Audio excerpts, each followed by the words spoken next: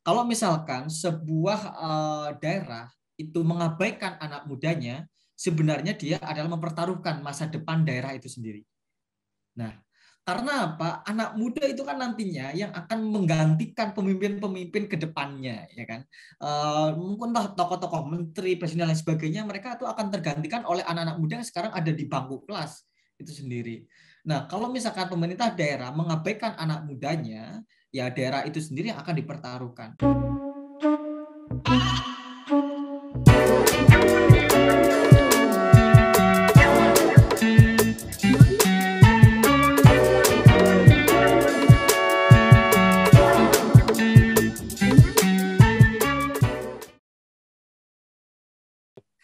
Kalau kalau aku pengen tanya dalam pandanganmu sebagai anak muda sebagai wawasan banyak, sebenarnya kalau ngomong Purbalingga dari aspek desa kita on the track nggak sih sebenarnya dengan zaman ini, atau dalam pandanganmu ini Purbalingga sebenarnya lagi nggak kemana-mana gitu, tapi kan diam itu kan berarti kemunduran ya dalam ilmu progresivitas ya.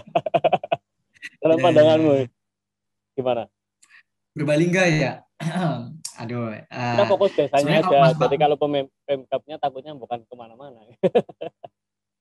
asik. Nah, itu.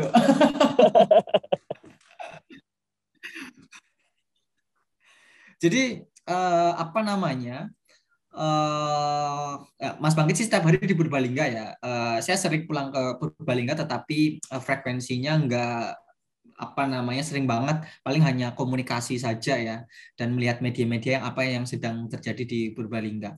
Kira-kira Purbalingga itu on track atau enggak? Kalau dari sudut pandang saya sendiri itu ya kalau bisa dibilang on the track mungkin iya, tetapi lambat. Tetapi lambat, nah, mungkin ya, tetapi lambat. Uh, ini bisa jadi rekomendasi saja ya dari saya. Kenapa saya katakan lambat? Mungkin memang peluang-peluang inovasi ke anak muda sudah mulai ditingkatkan. Tetapi beberapa hal yang kita mungkin sudah sampaikan, yang sudah kita dorong itu hanya sebatas iya saja, tapi nggak benar-benar dilakukan. Ayo loh, anak muda tuh pengen ini gitu, tetapi sudah dibiarkan gerak sendiri. Dukungannya tuh kurang, fasilitasnya kurang, dan birokrasi selalu ya dari dulu itu masalahnya itu birokrasi kembali. Kebetulan 2 hari lalu saya baru pulang dari Kementerian Pemuda Olahraga Republik Indonesia di pusat.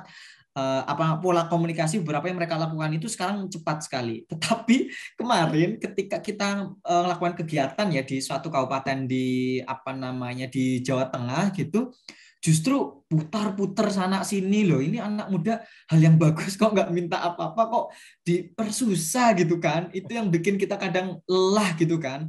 Toh padahal yang di atas pun mempermudah gitu kan. Tetapi kenapa nih? Apa yang sebenarnya salah gitu kan? Nah itu mungkin kalau menurut saya adalah bukalah pintu untuk anak muda itu berkembang. Kalau di Purbalingga harapannya sudah mulai ke sana, tetapi dibuka lagi untuk anak mudanya, peluang-peluang kesempatan, inovasi-inovasi yang bukan hanya sekedar pemberian saja, bukan hanya kayak ini loh bagi-bagi A, B, C gitu.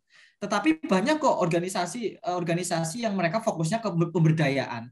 Ya kayak contohnya lah, misalkan disampaikan fokusnya juga pemberdayaan, ya kan selama 1 tahun gitu, bukan hanya dikasih kemudian pergi gitu kan, selesai gitu. Tapi lebih ke pendampingan. Boleh, ini kan sedang buka di Jawa Tengah ya 200 apa itu Patriot Desa atau apa Purbalingga, boleh lah. Pemuda pelopor itu. Pemuda pelopor ya namanya ya. Ya kalau nggak salah itu. Ya. Purbalingga Tapi saya pernah ikut pemuda pelopor itu yang kompetisi. Apa namanya yang kayak lomba. Tapi ini bukan ya? Bukan. Jadi memang Pemuda penggerak yang ini ya. Iya, pelopor penggerak apa? Penggerak pelopor apa nggak tahu itu. Apa namanya? Ya. Pemuda pelopor ya. Nah, itu perlu digaungkan lagi itu.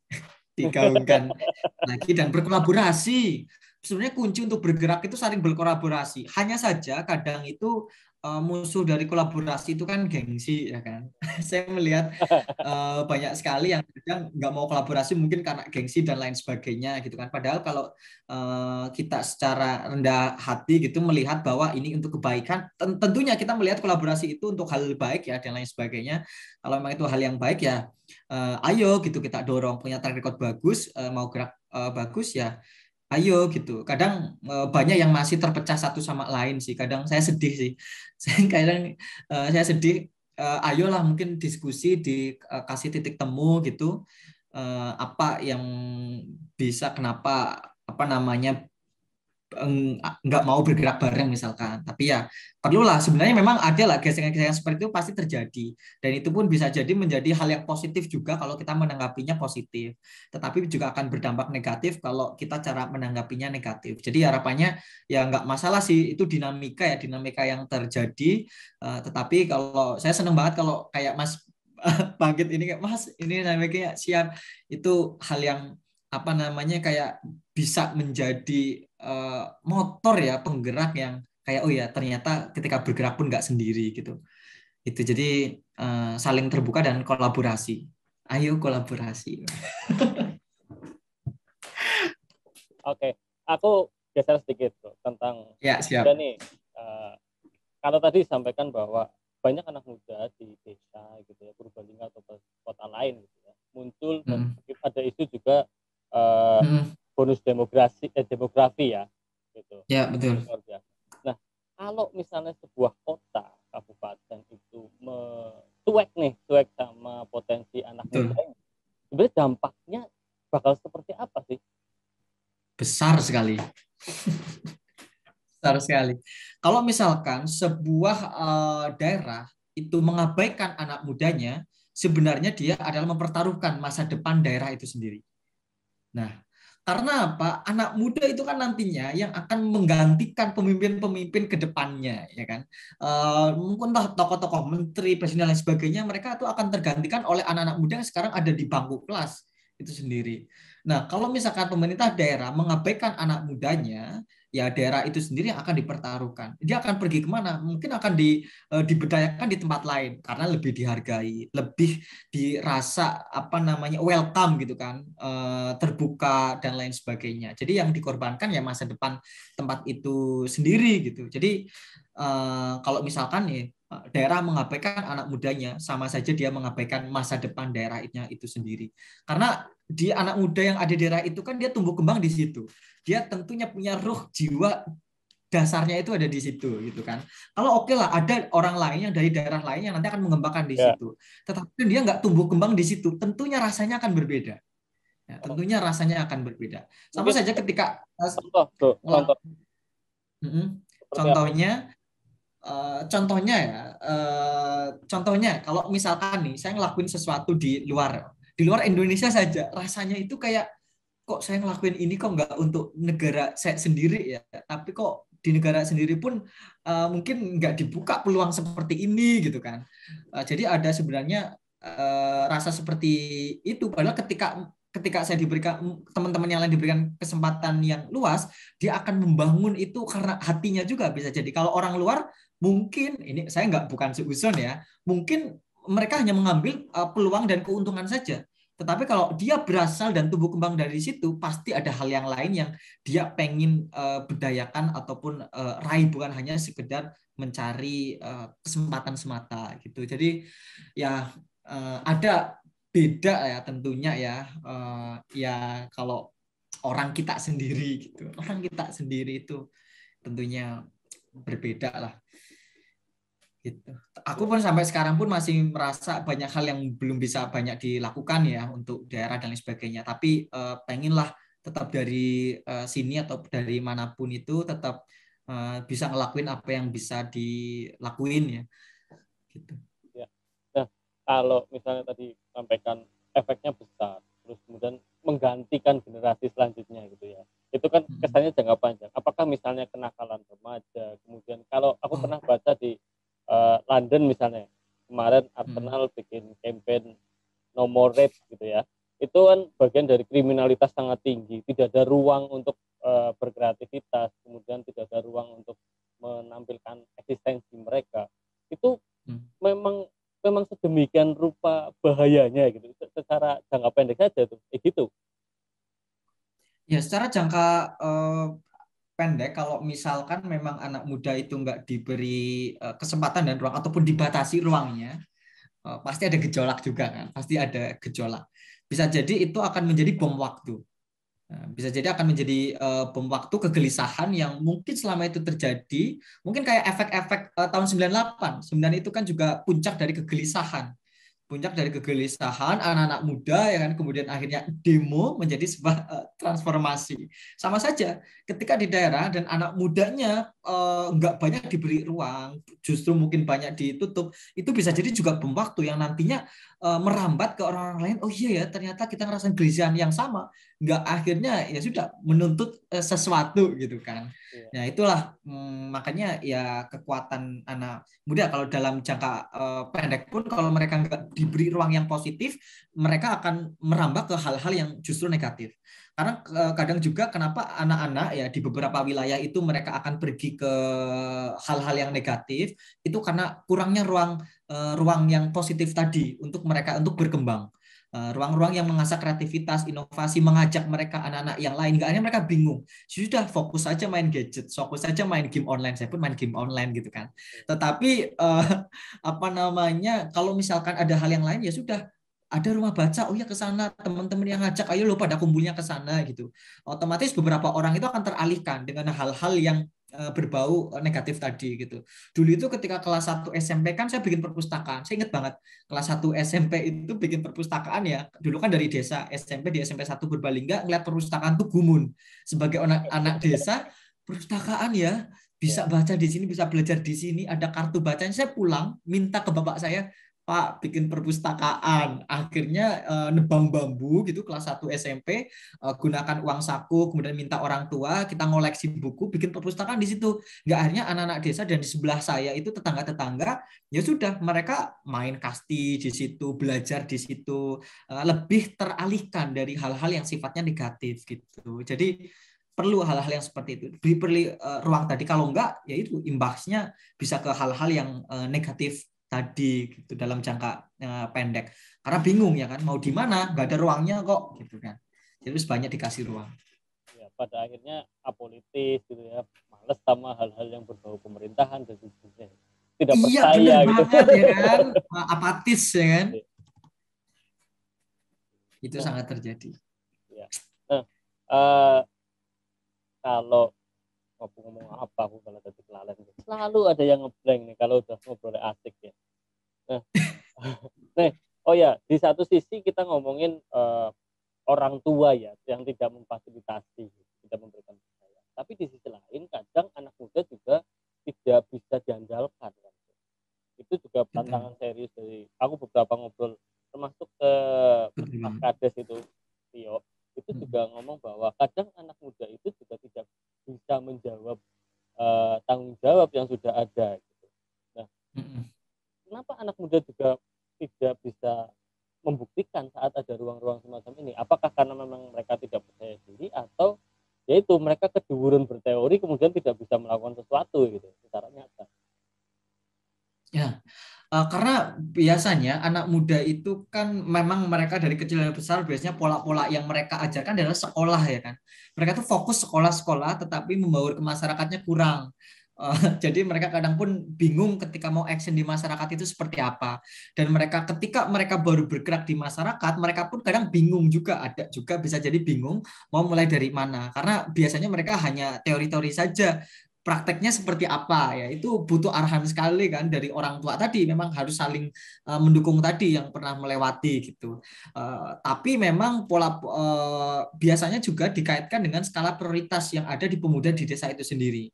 Bisa jadi memang lingkungannya belum membentuk mengarahkan sudut pandang mereka itu untuk peduli tentang desanya, bisa jadi. Jadi mereka diminta untuk bergerak misalkan, tetapi rasa kepemilikan terhadap desanya pun mungkin masih kurang. Itu bisa jadi juga. Jadi mereka nggak pengen bergerak. Kadang anak di desanya pun nggak pengen bergerak karena rasa memiliki desanya mungkin juga masih kurang juga. Dan itu harus dibuat dengan ekosistem. Jadi kalau misalkan yang dibuat itu dengan sebuah sistem yang nantinya menggerakkan anak mudanya, lambat laun dia akan merasa memiliki, bisa jadi akan bergerak dengan sendirinya. Itu, tapi itu akan proses yang susah sekali sebenarnya ya, untuk menyadarkan anak muda untuk bergerak itu prosesnya juga panjang, karena nggak semua, kalau misalkan ada 1.000 mahasiswa baru, nggak, paling hanya dihitung jari yang mereka peduli tentang desanya, ya kan? Kenapa gitu? Iya, Itu betul. bisa jadi kenapa? Kenapa ternyata ekosistem di desanya pun ternyata nggak membentuk anak-anak desa yang berasal dari desa untuk peduli terhadap desanya. Betul. Nah, itu yang saya rasakan juga. Jadi kenapa dulu kalau saya zaman kecil, saya bersyukur sekali sering dilibatkan. Ketika SD ada pengajian, ada lomba pengajian 17-an, bapak saya minta, adain lomba, kamu bikin lomba puisi ketika masih kecil, suruh ngurus lomba, suruh bikin soal-soal lomba, itu ketika SD ya kan.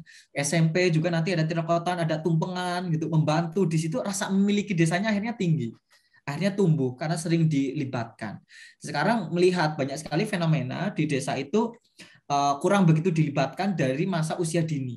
Nah, jadi kalau sekarang itu saya melihat, misalkan di desa saya itu nggak ada acara gitu, rasanya ya Allah, dulu ketika kecil tuh ada acara gini, kok sekarang nggak ada ya, Iya. kok gimana rasanya gitu kan. Jadi itu pun ada rasa akhirnya terbentuk, wah nggak boleh nih kayak gini misalkan. Itu hanya salah satu contoh. Memang itu pun beberapa yang dikeluhkan, banyak orang-orang tua pun sudah kepengin anak mudanya bergerak, tetapi mereka nggak pengen bergerak. Tapi memang nggak bisa kita mengharapkan semuanya bergerak, itu pasti butuh waktu. Tinggal kasih ruang terus, karena beberapa orang itu anak muda ada posisinya yang sedang pengen bergerak, bingung melakukan, ada yang memang nggak mau bergerak, ada yang memang sedang ingin belajar bergerak, ya kan. Mereka pun fasenya berbeda-beda.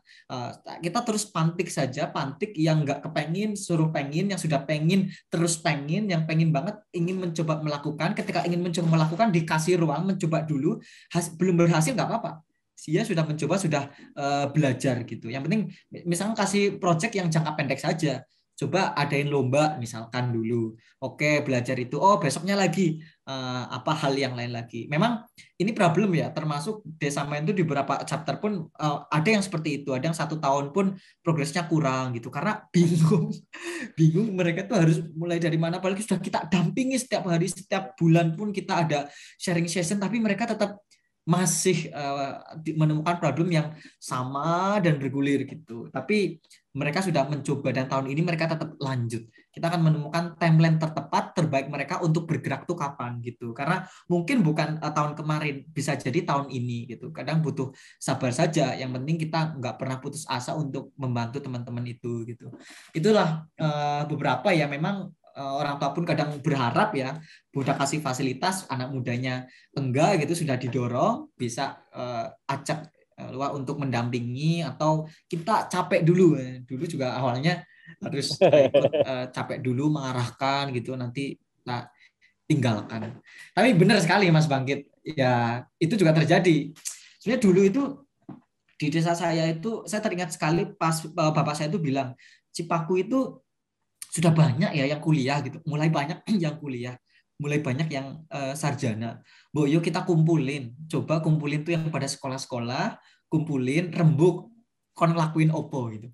Nah, itu sampai sekarang kepikiran banget, kayaknya bagus sekali kalau setiap desa itu peduli juga sama anak mudanya yang pada bersekolah juga, coba suruh rembuk, tapi memang harus ada yang menggerakkan itu ya kan. Terus ada yang mulai menggerakkan. Enggak semuanya langsung ikut, ada yang cuma ikut-ikutan, ada yang males, capek gitu. Ya nggak apa-apa, yang penting sudah mencoba dan rasa itu penting sekali. Waktu di Cipaku ya ketemu Mas Denny, ya kayak Mas Denny udah jadi teman diskusi yang menarik sekali kalau masalah kepemudaan, inovasi dan lain sebagainya. Dulu ya seneng lah akhirnya punya teman-teman yang berjuang meneruskan ya. Walaupun dulu perpustakaan saya akhirnya nggak lanjut, di rumah ya hancur kena angin puting beliung, tetapi semangatnya bisa diteruskan kakak saya ya, gitu kan, semangat di desa dan lain sebagainya. Tapi sekarang juga di UMS juga ngurus perpustakaan sama Wih, saja. pindah gon ya. Nah, ini ngomong fasilitasi. Kita kebetulan di Purbalingga itu kan dipimpin oleh generasi milenial ya, masih muda tuh. Dan kemudian bupatinya sepantaran aku loh bro. Nah, itu. Dan yang menarik adalah diskusinya adalah bisa jadi selama ini itu kita cara berkomunikasinya dengan generasi yang muda itu tidak tepat. Artinya kita ada mengenal karakter Gen Y, kemudian mengenal karakter Gen Z ya, kemudian ada karakter lagi yang alpha gitu. Nah sebenarnya karakter mereka itu kayak apa bro? Saat kita kepengen berkomunikasi dengan generasi milenial, kemudian komunikasi dengan Gen Z, sekarang yang lagi hype banget di medsos ya, penguasa medsos kita itu adalah Gen Z ya. Terus sebentar lagi ada Gen Alpha gitu. Karakter mereka masing-masing itu seperti apa saat kita kepengen komunikasi dengan mereka-mereka ini? Pola komunikasi dari sudut pandang generasi yang mana dulu nih? Milenial, generasi Ya masing-masing deh, kita kasih feel dia, kasih kisi-kisi biar nggak mau sama ratakan, karena orang banyak yang ya menganggap betul. Gen Z itu gen milenial gitu ya, padahal mereka sangat berbeda. Milenial tua sama milenial muda jauh berbeda gitu. Ya. Jadi yang pertama sebenarnya paling penting memang iya ya kita memahami bagaimana cara berpikir antar generasi. Walaupun nggak semua generasi itu pun secara umum mereka akan punya ciri khas seperti itu. Bisa jadi generasi milenial pun ada yang apa namanya cara berpikirnya mungkin sama dengan generasi Z dan lain sebagainya. Tentunya akses informasi teman-teman yang ada generasi milenial di Pulau Jawa mungkin juga berbeda dengan teman-teman yang ada di daerah 3T yang mereka nggak mengerti beberapa perkembangan misalkan karena keterbatasan akses informasi tadi ya. Jadi pertama harus apa namanya melihat cara pandangnya misalkan kalau dengan generasi terdahulu sebutannya apa tuh generasi Y ya, generasi Y itu sekitar tahun 70-an ke 90 ya. 90 generasi Y itu apa namanya generasi yang memang juga merambah ke milenial ya kan tahun 80 90-an di negara maju ya itu sudah masuk generasi milenial juga. Saya termasuk generasi milenial. Mas Bangkit juga generasi milenial sebelumnya. Nah, sebenarnya generasi milenial itu penghubung antara generasi terdahulu dan generasi sekarang yang baru-baru lahir itu atau generasi Z. Kalau generasi Z itu kan lahir sudah langsung gadget ya, langsung gadget dan mereka ya sudah apa namanya digital native. Kalau saya Mas Bangkit awal-awal pun nggak ada komputer ya kan, HP aja nggak ada dulu masih poliponik, monoponik ya, terlelet gitu kan. Ya, dulu nggak ngerti ada email, nggak ngerti acara HP layar kayak gitu, nggak ngerti internet. Nah, awal-awal kecil tuh nggak ngerti internet. Itu generasi milenial. Dan kemudian kita ngerti zaman berkembang, zaman berubah, kita paham internet dan lain sebagainya gitu kan. Nah itu generasi milenial. Dari kita nggak mengenal email hingga kita mengenal email. Tapi kalau generasi yang sekarang mereka langsung mengenal semuanya. Dan generasi terdahulu orang-orang tua kita nggak kenal itu, nggak kenal itu. Nah, cara berkomunikasi sebenarnya yang menjembatani adalah generasi milenial ini memahami dari sudut pandang yang lama dan sudut pandang yang sekarang gitu. Apa yang sedang terjadi dan apa yang dulu terjadi. Nah, problemnya adalah anak-anak sekarang itu sangat nggak memahami apa yang orang tua dulu itu terjadi gitu.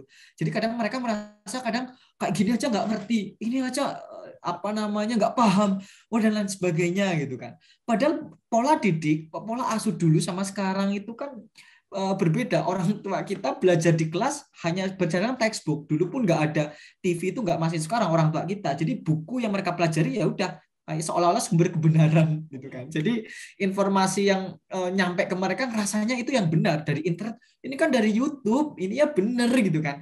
Karena dulu diajarkannya ya dari buku, dari sumber ini benar gitu kan. Tapi generasi sekarang kan ngerti belum tentu benar, harus dicek terlebih dahulu gitu kan. Nah, itu yang kadang nggak dipahami generasi sekarang dan juga kadang nggak dipahami generasi terdahulu. Yang anak-anak sekarang itu langsung memahami itu, anak-anak sekarang pun nggak memahami. Nah, tapi generasi milenial ini harusnya yang paling memahami. Nah, karena kita berada di tengah-tengah era itu. Jadi harapannya generasi Z nih yang di sini ya teman-teman yang lahir tahun 2000-an, 97, 98, kalau misalkan ada orang-orang tua kita belum belum ngerti beberapa hal, itu tanggung jawab kita gitu. Dan tentunya kita anak muda bolehlah lebih dalam ilmu, tetapi dalam sopan santun dan menghargai, tetap kita harus menghargai ke orang tua. Banyak hal yang nggak kita ketahui juga yang sudah dilewati orang tua kita. Gitu. Berarti memang kita harus pinter-pinter paham ya dengan siapa kita ngobrol ya. Jadi dengan begitu pesan Iya, lebih benar-benar memposisikan diri ya. Nah, kalau ini nih anak muda sekarang sopan santun tadi singgung, ya, mereka cenderung acuh dengan hal-hal gitu ya, tidak peduli dengan hal gitu. Nah, sebenarnya mereka memahami ini nggak sih? Maksudnya pentingnya sopan santun itu mereka paham nggak sih sebenarnya kalau berkomunikasi dengan teman-teman itu? Mah itu kadang menghela nafas. Karena saya rasakan juga di mahasiswa ya. Kadang ngerasa banyak hal yang berubah ya, karena ya itu peran media itu penting sekali. Kadang anak-anak itu mengakses konten-konten yang memang itu sudah ranahnya mungkin di usia yang 20 ke atas ya kan. Kadang pola komunikasi yang ada di media pun mereka terlalu open dan mengesampingkan sopan santun tadi. Dan anak kecil kan kadang nggak memahami bahwa ini hal baik atau buruk, perlu dampingan. Yang kadang mereka rasa yang ada di internet ya dia hanya langsung ikuti saja.